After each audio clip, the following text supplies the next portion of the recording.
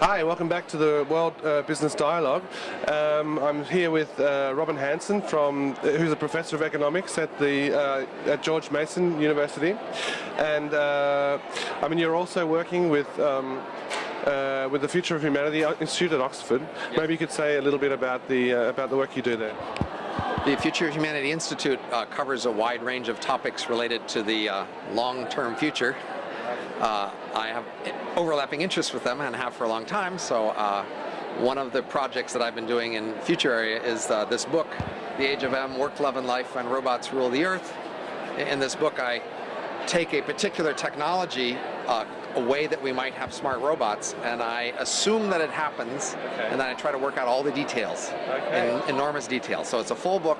It's like science fiction, except there's no plot and there's no characters, and it all makes sense. It's based on logic, basically. Right. Economics, physics, computer science. I use a wide range of fields because I have an unusually wide background, and I try to understand that scenario. So I think that book just went onto my reading list, so so you're the right person to have.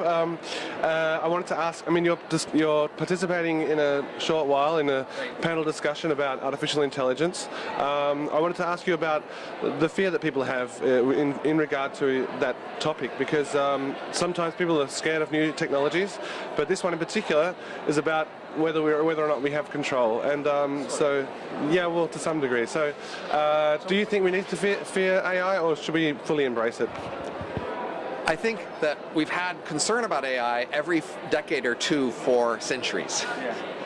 It goes way back. So when I was just out of grad school in the 1980s, there was a big burst of interest and concern about AI then. There was also a burst in the dot-com boom. There's another burst today.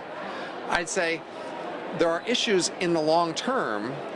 In the next 20 years, we aren't really going to see that much different change than we've seen in the last 20 years or the 20 years before that. There still has been a lot of change. I don't think you should be worried in the next 20 years that the world will suddenly change radically relative to what we've seen in the past. But I do think eventually AI will take over all the jobs. So yes, eventually you have to think about that. My book is thinking about that in one scenario. I also just don't think, if you understood how much the world has changed, you'd realize you should expect the world to change a lot in the future, and there's just no way you should feel safe about that. It's just stupid to feel safe and comfortable knowing that the world is going to go through as much change in the future as it has in the past. It's smart and reasonable to be concerned, but that doesn't mean you should just throw up your hands or try to stop change, because that's not going to work either. So you should think about these things, but it's not a rush. It's not like it's going to happen all of a sudden, but somebody should be thinking about what's going to happen in the long run when big things really do happen. Okay, so in tune with the motto of the conference, which is facing change, you're saying we should face it down and not be too scared, basically. Don't worry too much about the short run, but realize in the long run there will be a lot of change. Okay. Well, how do you envisage that long run, the future with drones and robots and AI? Well, in the long run, one of the most dramatic things is humans all lose their jobs. So now, but maybe that's a good thing, though. Maybe. Now, if you thought back 1,000 years ago, and you told people 1,000 years ago who are subsistence farming, and you said to them, in the future there'll be industry.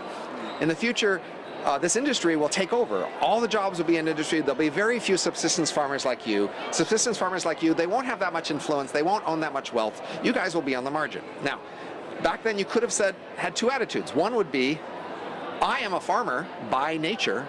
People like me will lose out. Boo-hoo. I am going to be marginalized. Or you could have said to yourself, I want my descendants to become industrialists. I want my descendants to move into this new world, to become part of this new world, to change in whatever way it takes to thrive and succeed in this new world. So we also face similar choices today.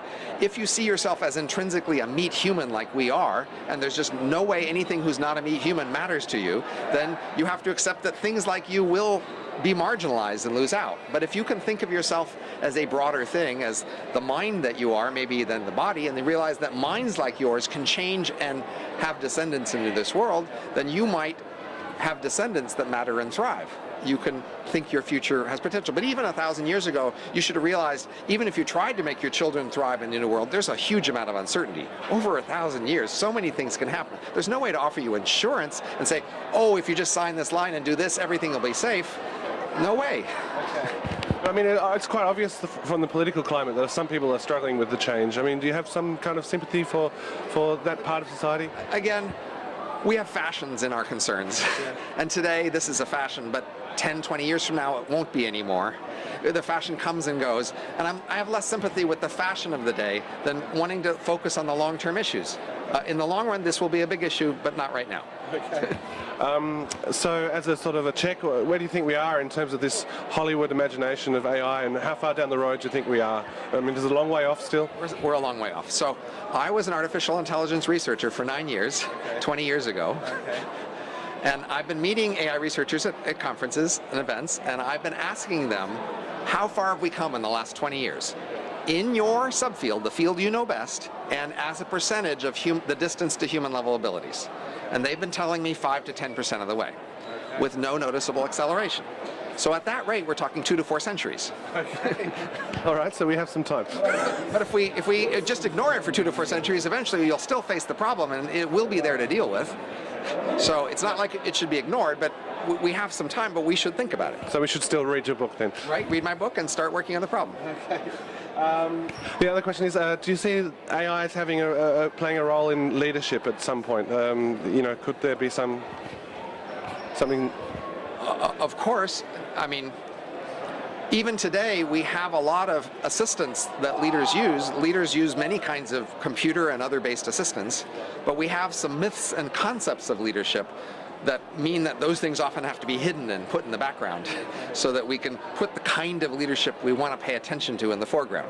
So in the future, whatever they actually do in leadership, they will probably continue to try to make leadership look like what we think it should look like. And that might be having a human in charge who's handsome and charismatic and a decision maker and looking at a lot of spreadsheets and maybe went to a prestigious school, and all of those things that we continue to want our leaders to do because that's what we think they should do. And even if they actually do something else, our demands for illusions and images will be satisfied. Okay. Well, for a final question, we touched on it already, but maybe you can address the issue of jobs, because it's what a lot of people talk about. You know, is the fear of having no jobs justified? If self-driving cars destroy all truck driving jobs in the next 20 years, that would still be in line with the rate at which jobs have been displaced for the last century. Over the last century, we've had a relatively steady rate at which new kind of job shows up and a bunch of people get displaced and they go find other tasks on the job or other jobs. So you shouldn't expect a different rate of job displacement over the next 20 years than in the last century, but it has been a substantial rate. So you should realize that not only might your job go away, your job might change a lot, which is a much higher risk. So people have to be retraining, learning new skills, paying attention to how their jobs are changing so that they can be able to keep up with the new job requirements, even if they keep their job. Well, thank you for a very interesting interview. Have fun on the panel in a little while. Thank you.